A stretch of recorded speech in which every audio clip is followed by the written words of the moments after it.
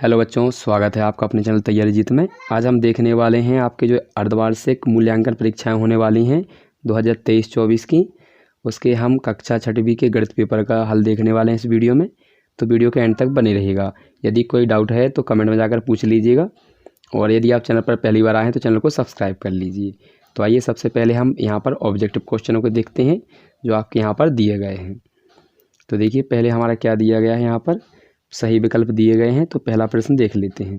तो यहाँ पर लिखा है 4,000 रुपये का आपको 20% निकालना है, कितना होगा? तो ऑप्शन दिए गए हैं आपके, ये ऑप्शनों में से आपको छांटना है। तो देखिए किस प्रकार से करेंगे। तो 4,000 का मतलब होता है गुणा, और 20 और प्रतिशत का चिन्ह हटाएंगे तो बटे में आ जाएंगे आपके 100। तो आपके जीरो कटेंगे एक, यहाँ पर जीरो से जीरो काटेंगे हम। तो देखिए एक जीरो से एक जीरो, दो जीरो से ये दूसरा जीरो।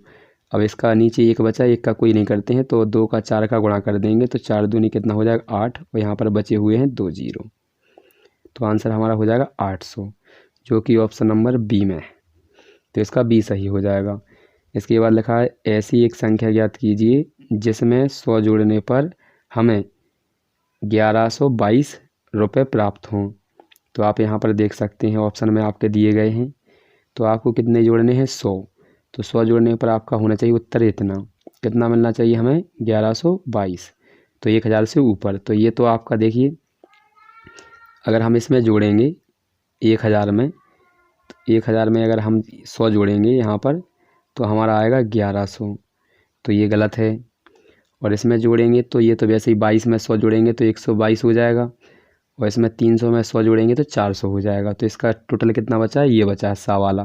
जैसे देखिए यहाँ पर इसमें जोड़ेंगे हम 100, तो ये आ जाएगा आपका आंसर जी। यहाँ पर 2 2 1 1, तो यही हमें निकालना था। तो ऑप्शन सही हो जाएगा सी। अगला क्वेश्चन दिया है, देखिए क्या लिखा है। जिसका अंश 5 और हर 7 हो तो वो भिन्न बतानी है आपको। तो अंश कहाँ लिखा जाता है, ऊपर, और हर कहाँ लिखा जाता है, नीचे। तो यहाँ पर देखिए अंश कितना बताया है 5, तो यहाँ पर 5, और हर कहाँ लिखना है, नीचे। तो 5/7 कौन सा दिख रहा है आपको, ऑप्शन नंबर पहले में। नेक्स्ट अगला दिया है। तो यहाँ पर लिखा है 35, और 35 में से आपको घटाना है 20।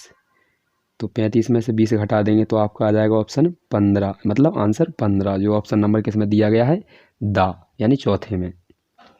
नेक्स्ट क्वेश्चन क्या दिखा है, 6 का योज्य प्रतिलोम क्या होगा। तो याद रखें बच्चों, योज्य प्रतिलोम में केवल चिन्ह बदलता है, यानी कोई अगर माइनस का होगा, जैसे माइनस के अगर 2 होंगे तो प्लस का हो जाएगा, और प्लस के 2 होंगे तो माइनस का हो जाएगा योज्य प्रतिलोम में। तो यहाँ पर 6 लिखा है प्लस का, तो 6 काय का हो जाएगा माइनस का।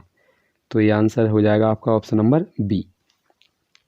यदि किसी त्रिभुज के सभी कोण बराबर हैं तो उनकी जो भुजाएं होंगी, तो ऑप्शन दिए हैं 2, समान, असमान, या इनमें से कोई नहीं। तो यहाँ पर समान भुजाओं के सामने के कोण भी कैसे होते हैं, समान। यदि तीनों भुजाएं समान हैं तो तीनों कोण बराबर होंगे, और यदि तीनों कोण बराबर हैं तो तीनों भुजाएं बराबर होंगी। बराबर को ही समान कहते हैं। अगला प्रश्न दिया गया है, देखिए आयत का प्रत्येक कोण, यहाँ पर प्रत्येक कोण छोटा है, कैसा है, यहाँ पर छोटा नहीं, प्रत्येक कोण कैसा होता है, तो यहाँ पर होता है, छोटा की जगह है आपको होता है।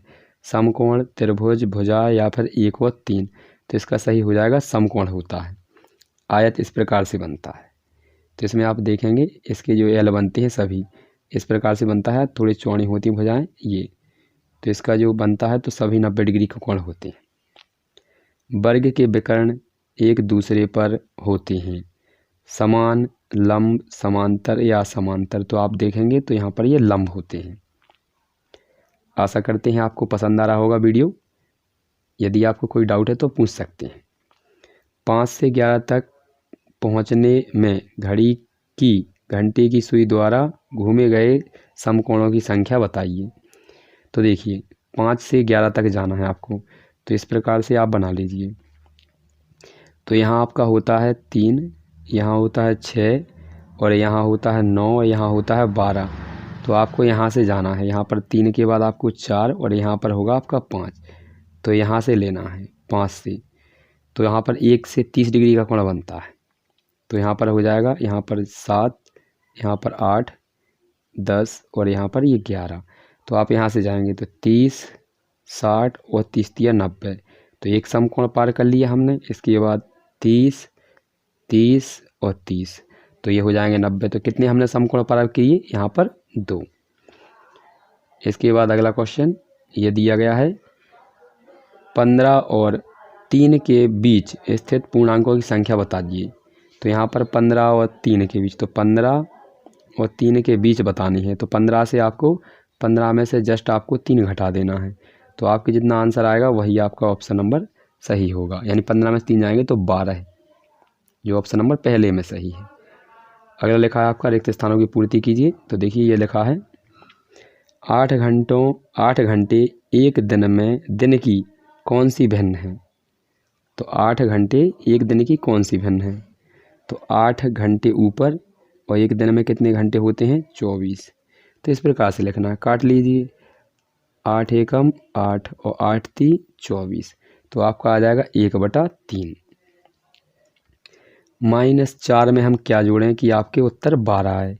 तो देखिए यहाँ पर लिखेंगे हम, ये माइनस का है और इधर हमें लिखने प्लस की। तो आपको माइनस प्लस घट जाने हैं।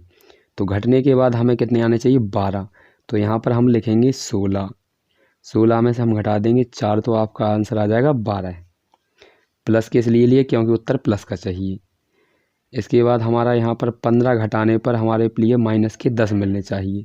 तो यहाँ पर हमें प्लस की संख्या लिखनी पड़ेगी 5। ठीक है, यानी 15 में से हम प्लस के 10 घटाएंगे तो माइनस के हमारे पास 10 बचेंगे।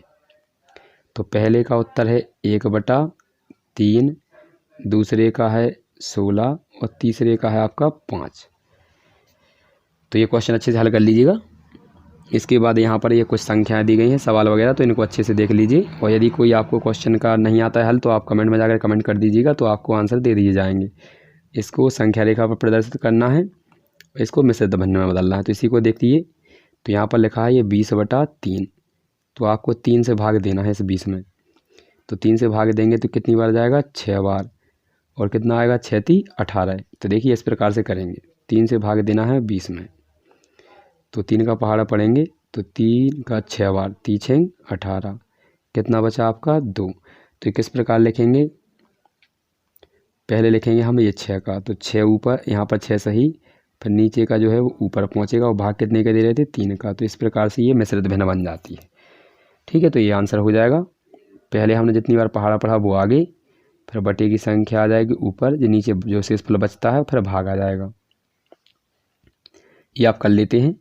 इसके बाद ये सवाल कर लीजिएगा 2/5 + 3/7। तो किस प्रकार से करते हैं? देखिए, इसका गुणा इसमें करते हैं, इसका गुणा इसमें करते हैं, फिर नीचे का नीचे करते हैं।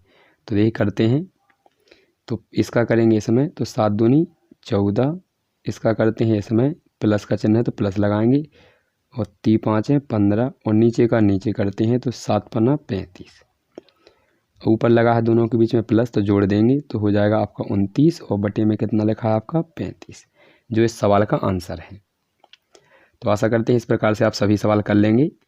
इसके बाद अगला क्वेश्चन लिखा है, देखिए, उस वर्ग का क्षेत्रफल ज्ञात कीजिए जिसकी भुजा 14 दी गई है। तो यहाँ पर लिखेंगे वर्ग का क्षेत्रफल बराबर 14 को कितनी बार लिखेंगे? 2 बार, क्योंकि वर्ग का क्षेत्रफल होता है भुजा गुणित भुजा।